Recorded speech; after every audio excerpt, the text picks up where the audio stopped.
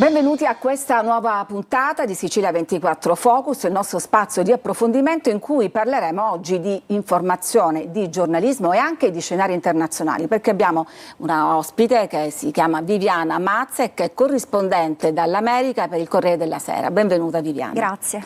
Tra l'altro di origine catanese, quindi sei qua qualche giorno per vacanza. Viviana, tu sei la giornalista che con quella telefonata a Trump, finita naturalmente sul Corriere della Sera e poi su tutti i giornali, ha in pratica sancito la fine dell'idillio tra la nostra premier Meloni e il presidente Trump. Che cosa ti ha detto esattamente? Sì, io ho chiamato Trump martedì mattina presto e non era la prima volta che lo intervistavo, lo avevo chiamato il 7 marzo quando la guerra era da poco iniziata e gli avevo chiesto che cosa ne pensasse di Giorgia Meloni e anche del fatto che aveva appena inviato o annunciato l'invio di asset navali per aiutare Cipro dalla rappresaglia iraniana. E allora Trump disse che Giorgia Meloni è una sua amica, che è una grande leader e che cerca sempre di aiutare. E adesso invece, quando l'ho richiamato, non ho neanche fatto la prima domanda ed è stato lui a chiedermi che cosa ne pensa la gente in Italia del fatto che Giorgia Meloni non stia aiutando gli Stati Uniti a recuperare, a prendere il petrolio iraniano, quindi a intervenire in qualche modo nello stretto di Hormuz, dove Trump ha chiesto l'aiuto degli alleati della NATO per impedire il blocco navale, per far passare le navi, non solo cariche di petrolio ma anche altre. E questo è stato effettivamente il primo momento in cui Donald Trump ha criticato Giorgia Meloni, perché aveva criticato altri leader, aveva criticato Starmer, Macron, ma non Giorgia Meloni. Quindi la mia sensazione è stata che lui abbia anche colto il fatto che lo chiamava una giornalista italiana per dire quello che pensava su Giorgia Meloni per la prima volta. Lui in questa telefonata si è detto scioccato da quel comportamento della Meloni. Tu invece come hai reagito? Hai capito che c'era in atto un ribaltone? Io un po' me l'aspettavo, se devo dire la verità, ed è per questo che l'ho chiamato, perché comunque negli ultimi giorni c'era stato, oltre al tema dell'Iran, su cui ovviamente i paesi europei e la stessa Giorgia Meloni non hanno voluto intervenire come il presidente si aspettava in suo aiuto, c'è stata anche la questione del Papa e quindi Giorgia Meloni aveva detto il giorno prima, 2 giorni prima, che le parole di Trump, le critiche di Trump al pontefice sui social erano inaccettabili e quindi volevo chiedergli effettivamente di questo prima ancora che lui iniziasse a parlare, in realtà criticandola per diciamo, il suo atteggiamento, la sua non partecipazione nello stretto di Hormuz. Quindi non è stata una sorpresa, però ovviamente ho capito che che effettivamente si stava realizzando, mentre io ero al telefono con lui, la prima dichiarazione pubblica di una rottura in un rapporto con quella che è stata la sua alleata più importante, una dei suoi alleati più importanti comunque in Europa. Ma come si fa a chiamare al telefono l'uomo più potente del mondo? Attraverso quanti filtri bisogna passare? Nessuno. Nessuno? Cioè, ci stai dicendo che hai il suo telefono? Sì. Cioè Viviana Mazza ha il numero di telefono di Trump e quindi solleva la cornetta una volta e può chiamarlo direttamente. Beh, voglio dire, questo corona una carriera brillante di cui tra poco parleremo. Tu sei corrispondente della Sera, hai seguito e segui tutte le vicende più importanti di questo momento geopolitico veramente ribollente. Io ho dato un'occhiata alla tua pagina Instagram, tu eri ad Anchorage in Alaska quando è arrivato Putin, hai seguito gli Epstein File, il processo Mangione, insomma tutti gli incontri, anche quella famosa litigata con Zelensky, credo. Sì, eri là, ero alla Casa là. Bianca, sì. Ecco, di questi momenti che cosa ci puoi raccontare, qualche aneddoto particolare? È chiaramente una presidenza unica nel suo genere, anche il fatto di poter chiamare il Presidente degli Stati Uniti per telefono, io non credo che sia qualcosa che anche i colleghi americani che hanno ancora anche più anni di carriera alle loro spalle di me avrebbero potuto immaginare, quindi è sicuramente una presidenza completamente diversa per tanti aspetti, positivi, negativi, sicuramente non abbiamo visto qualcosa del genere in passato. Niente di formale, tutto molto informale. È più informale e anche, cioè ovviamente è un mondo completamente diverso da quello dell'amministrazione precedente. Io sono arrivata negli Stati Uniti come corrispondente del Corriere della Sera nel 2022 e la presidenza Biden era assolutamente un altro mondo, era molto più appunto tradizionale in tante cose, e poi c'era anche il fatto che l'accesso a Biden era comunque ridottissimo, poi abbiamo scoperto anche perché, però era molto difficile avvicinarsi al presidente degli Stati Uniti. Perché c'era quel declino cognitivo? Anche sì, e io penso che cioè lui non ha fatto interviste con i media italiani durante la sua presidenza, io l'ho incontrato per esempio alla famosa festa di Natale dei corrispondenti della Casa Bianca, dove tu potevi andare e hai il momento della photo opportunity con il presidente, che per esempio Trump invece non ha fatto, che è una tradizione dei presidenti americani.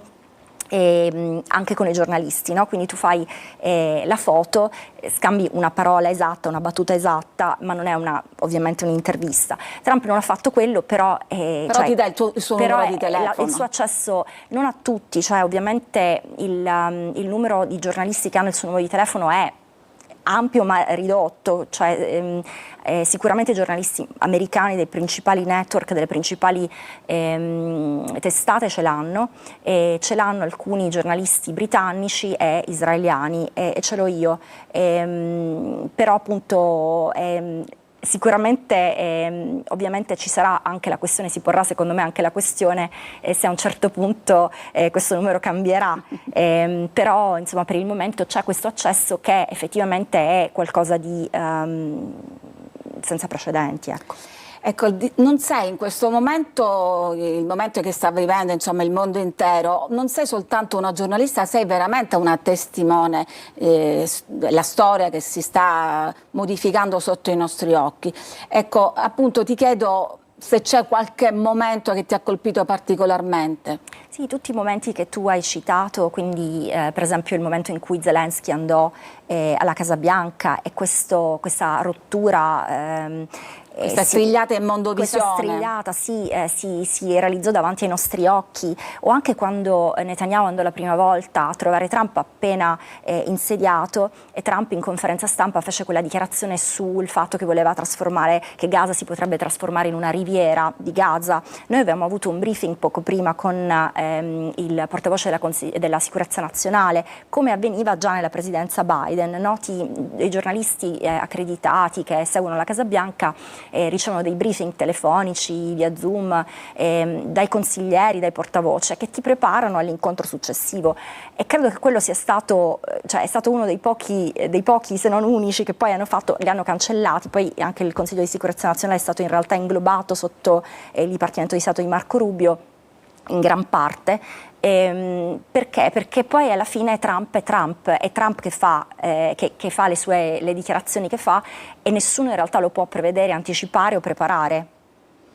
Su tanti giornali adesso si comincia così un po' a portare avanti, si parla un po' della salute mentale di Trump, se ne parla anche in America? Cioè c'è matto, c'è o ci fa? Ecco, questa è la domanda. Se ne parla sicuramente, ovviamente lo fa di più l'opposizione, cioè in questo momento l'America è molto spaccata su questo tema, il Partito Repubblicano è comunque dietro Trump, anche se ci sono delle voci che anche nel suo movimento, sia nella sua base MAGA, Make America Great Again, sia nel partito repubblicano più tradizionale, sicuramente ci sono voci che sono contro di lui, però alla fine il partito si è allineato, adesso si avvicinano le elezioni di midterm per il congresso e i repubblicani vogliono vincere, e chiaramente questa situazione, questa guerra, l'aumento dei costi anche del carburante, il pericolo dell'inflazione, tutti questi temi fanno molto preoccupare il partito repubblicano per queste elezioni, però non è allontanandosi da Trump, credono che possono vincere. Quindi comunque in questo clima ovviamente è soprattutto,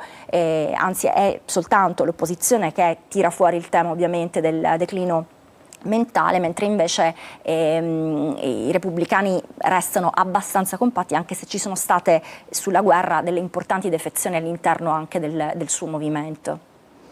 Tu da diversi anni vivi adesso in America, a New York, con la tua famiglia. Come si vive in America?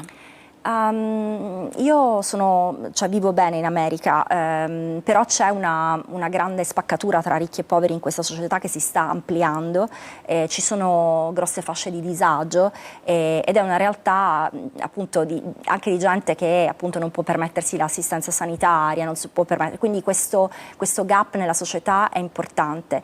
In più si è consumata secondo me questa divisione politica profonda nel paese in questi ultimi anni, e poi anche a livello istituzionale c'è una tensione profonda nelle istituzioni democratiche, quindi con un congresso che è sostanzialmente abdicato al suo ruolo legislativo a favore del ramo esecutivo, con la magistratura che comunque in questo momento è una super maggioranza conservatrice e che quindi anche in questo senso, insomma in questo equilibrio dei poteri mette un po', crea delle tensioni, ecco. E ovviamente ci sono state finora ancora le elezioni, diciamo, il sistema regge, ma per la prima volta secondo me gli americani hanno dei dubbi su questo e si pongono delle domande. E quindi tu te la sei posta questa domanda? Sì, io ovviamente me la pongo, però appunto io sono una cronista, quindi ovviamente devi seguo giorno dopo giorno certo. quello che succede, ascolto tutte le voci, quelle che sono a favore di questo presidente che comunque è stato rieletto a sorpresa da una maggioranza della popolazione. Si è creato anche una situazione in cui appunto abbiamo visto Biden, il declino cognitivo, Kamala Harris è entrata in corsa e comunque non ritenuta poi alla fine credibile, non eletta attraverso primarie, quindi anche quello comunque è un punto debole, e in tutto questo Trump è riuscito a ritornare a sorpresa di alcuni poi tentativi di ucciderlo, cioè gli ultimi anni negli Stati Uniti sono stati davvero straordinari da seguire, è come se ormai non ci stupiamo più di nulla. Serie TV praticamente piena di colpi di scena. Non avrebbero potuto inventarla, ecco. Allora, tu sei corrispondente per il Corriere della Sera, fai parte della stampa estera, ma comunque come stai vivendo la grande tradizione del giornalismo americano e della sua indipendenza? Ecco, ancora si mantiene questa tradizione? Sì, anche il giornalismo americano ha delle difficoltà oggi. Trump accusa, non solo Trump, ma tutto un mondo della destra trumpiana ha accusato i media di essere di parte ed è nato anche tutto un insieme di media alternativi, soprattutto in streaming, soprattutto online, di figure che sono di podcasters, che sono a volte anche tra l'altro emigrati da Fox News, da questi network di destra, ma che sono diventati altro e che non considerano più neanche Fox News, come dire, una portavoce della vera destra. E la destra è stata molto brava nel creare proprio questo universo parallelo di commentatori che hanno un seguito enorme, maggiore di molti network, e che fanno un'informazione molto seguita da tanti. E questo sicuramente ha influito nella plasmare l'opinione pubblica e le opinioni della gente.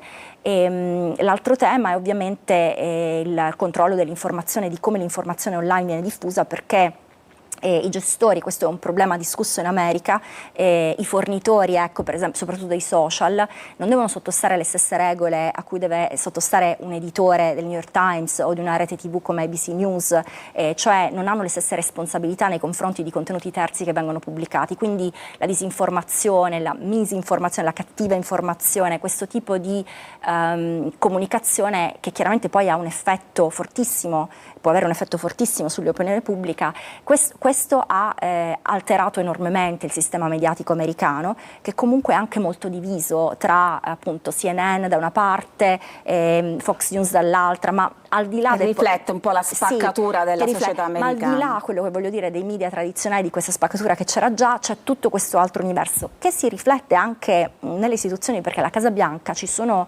influencers, new media, ci sono persone che vengono da tutto questo universo che sono corrispondenti della Casa Bianca, quindi anche rispetto solo a 2 anni fa è cambiato anche diciamo, il tipo di giornalisti con cui ti incontri, ecco, in questi luoghi. Allora, abbiamo anche sintetizzato un po' una domanda che ti avrei fatto dopo sul futuro dell'informazione, però adesso ci fermiamo, c'è una pausa per la pubblicità e poi continueremo a parlare con Viviana Mazza per raccontare anche delle altre tante cose di cui ti occupi e anche delle tue origini siciliane. A tra poco.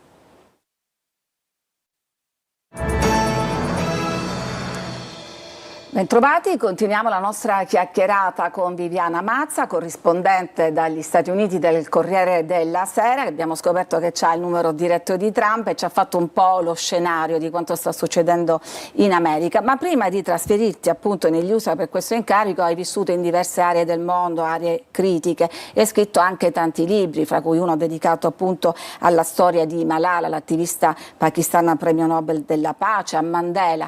C'è quindi questa sensibilità sia ai diritti umani sia anche ai più piccoli. Sì, prima di diventare corrispondente negli Stati Uniti sono stata anche un'autrice di libri per ragazzi. Ero già corrispondente, non corrispondente ma insomma inviata ogni tanto e redattrice del Corriere della Sera, e stavo a Milano. E ho cominciato a scrivere libri per ragazzi pubblicati da Mondadori perché qualcuno, una giovane editor di Mondadori mi contattò dopo che io avevo scritto di Malala Yousafzai, questa ragazzina che viveva allora insomma non conosciuta, non così tanto conosciuta, che viveva in Pakistan. Il papà aveva una scuola per ragazze, lei era stata, diciamo tutte le donne, tutte le ragazze di questo paese erano state minacciate dai talebani che dicevano non devono andare a scuola perché la scuola non è per le donne, per le ragazze. E io seguivo ero stata diverse volte in Pakistan, seguivo l'Iran, seguivo insomma il Medio Oriente, quindi mi ero messa in contatto con questa famiglia e avevo scritto di questa storia. Questa editor, che si chiama tra l'altro Marta Mazza, quindi il mio stesso cognome, ma non siamo parenti, mi contattò e mi chiese: ma perché non fai un libro per ragazzi su questa storia? Quindi fu una sua idea e il libro poi è stato adottato in molte scuole italiane. Io ho girato tutta Italia parlando ai ragazzi nelle scuole ed è stata un'esperienza bellissima perché i ragazzi fanno domande vere. E fanno domande non solo sul tuo libro, ma se sei una giornalista ti fanno domande sul mondo, e quindi è davvero stata un'esperienza molto bella. E poi ho scritto anche altri libri per ragazzi dopo quello. Allora, tu, Viviana Mazza, ragazza, tu sei nata a Catania, hai studiato qui, hai anche mosso i primi passi nel giornalismo, poi hai deciso di andare fuori, come fanno oggi tantissimi ragazzi. C'è però negli ultimi tempi anche un movimento di giovani che rivendicano il diritto di restare. Ecco, tu che cosa consigli ai giovani?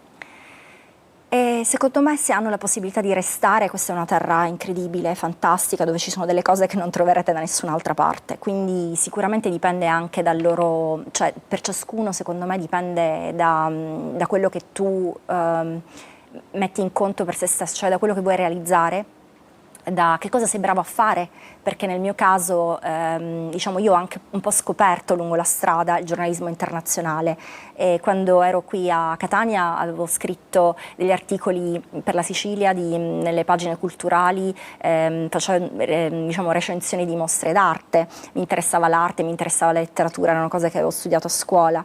E poi avevo lavorato per il Giornale di Sicilia per un breve periodo e venivo mandata come cronista di strada, insomma, di cronaca. 3 euro a pezzo nelle scuole, e quindi ho scoperto anche quest'altra dimensione alla stazione, quando avevano incatenato le sedie per non far sedere i senza fissa dimora. Questa foto che avevo fatto andò in prima pagina sul Giornale di Sicilia, e quindi questa è anche stata un'esperienza che ho fatto. Poi, la gavetta che si faceva una volta. Sì, poi ho vinto delle borse di studio, ho fatto domanda per delle borse di studio, e nel frattempo io avevo studiato all'Università a Torino, quindi ho fatto uno stage alla stampa, la stampa web, che era diciamo abbastanza all'inizio, e poi ho vinto delle borse di studio. Ho vinto una borsa di studio per andare negli Stati Uniti a studiare, poi ne ho vinto un'altra, sono andata al Cairo in Egitto a studiare, ma ho anche lavorato, ho cominciato a lavorare, a collaborare, ho scoperto che mi interessava raccontare altre parti del mondo, e così è continuata. Quindi alla fine tornare non era più possibile per me, ma non è che quando sono andata via ho pensato vado via per non tornare.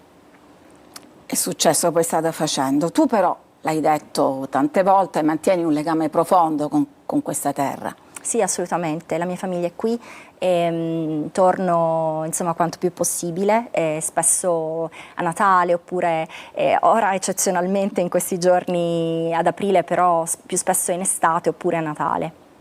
E che cosa ti manca di questa terra quando sei a New York? Io sono un po' catanese, un po' taorminese e ho anche la cittadinanza onoraria di un paesino che è Solarino, in provincia di Siracusa, perché mia nonna era di Solarino e tanti anni fa mi diedero questa cittadinanza onoraria che per me ha avuto molto significato. E mi mancano sicuramente la mia famiglia, perché io, mio marito e mia figlia siamo negli Stati Uniti, però tutta la mia famiglia è qui, quindi sicuramente il rapporto con la famiglia, anche quotidiano, no? E poi i luoghi, anche se devo dire che alcuni luoghi purtroppo trovo che c'è un decadimento un po' ambientale soprattutto, adesso recentemente a Taormina, anche tanti progetti importanti, no? Che ne so, le ferrovie dello Stato e tutto questo, che stanno avvenendo, che stanno ammodernando anche il nostro territorio, però è importante che tengano conto secondo me anche di questo luogo meraviglioso che noi abbiamo, che non sperperino questa grande ricchezza che abbiamo e che tutti ci invidiano, perché il turismo internazionale è importante, però anche il nostro apprezzamento per la nostra terra secondo me lo è. Ecco, ti capita di notare nei tuoi viaggi che i progetti di cui si parla da 20 anni li ritrovi ancora, che se ne parla a distanza di tanto tempo? Sì, questo sicuramente, anche c'è questa lentezza. Questo però non è soltanto da noi. Noi a volte critichiamo, no, il modo in cui le cose sono da noi, non sono sempre meglio altrove. Negli Stati Uniti ci sono enormi problemi anche proprio di, come dicevo prima, di disagio sociale, di gap tra ricchi e poveri. Io trovo che per alcuni aspetti la nostra società possa essere un po' più umana. E questo comunque è una grande ricchezza. Quello che voglio dire io è che secondo me noi abbiamo queste ricchezze di cui a volte non ci rendiamo conto, e sicuramente quando vivi fuori te ne rendi ancora più conto, non perché tutto sia bello da una parte, tutto sia brutto dall'altra, per carità, però penso che a volte dovremmo imparare di più a valorizzarle. Allora, siamo in chiusura, le ultime battute. Che cosa consigli ai giovani che si affacciano oggi sul mondo del lavoro e in particolare del giornalismo? È un mestiere che sta cambiando, proprio mentre ogni giorno cambia un po', c'è tutto un dibattito adesso sull'intelligenza artificiale, su come cambierà in maniera radicale questo lavoro, già lo sta cambiando. Alcune cose secondo me quello che diventa importante secondo me è capire in che modo tu puoi produrre contenuti originali, cose che gli altri non hanno. Sì, l'idea un po' di fare scoop, questo spirito, no, di andare a cercare anche un po' delle notizie che ancora, anche quando sembra impossibile arrivarci o capire come funziona, cioè questo spirito un po' di avventura, un po' il rapporto con il pubblico, perché il punto è che secondo me, per quello che vedo anche dai media americani, per come si stanno muovendo, cercano di privilegiare queste necessità del tuo pubblico, cioè che cosa vuole la gente che ti segue, la gente, quindi non le istituzioni, ma le persone che ti devono seguire, perché quello è il tuo interlocutore, e a volte questo porta a pubblicare delle cose che hanno delle conseguenze, che possono disturbare, però se tu lo fai crei un rapporto con quelle persone che ti leggono di fiducia,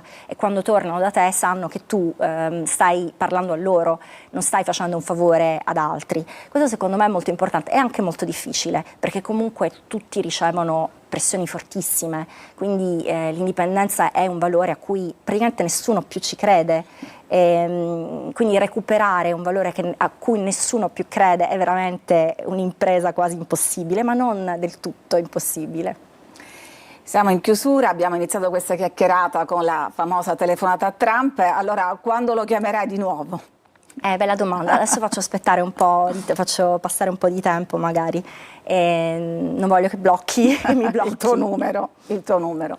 Allora noi ci fermiamo qua, ringraziamo Viviana Mazza che è stata qui con noi, corrispondente dall'America per il Corriere della Sera, e grazie come sempre a voi che ci seguite da casa.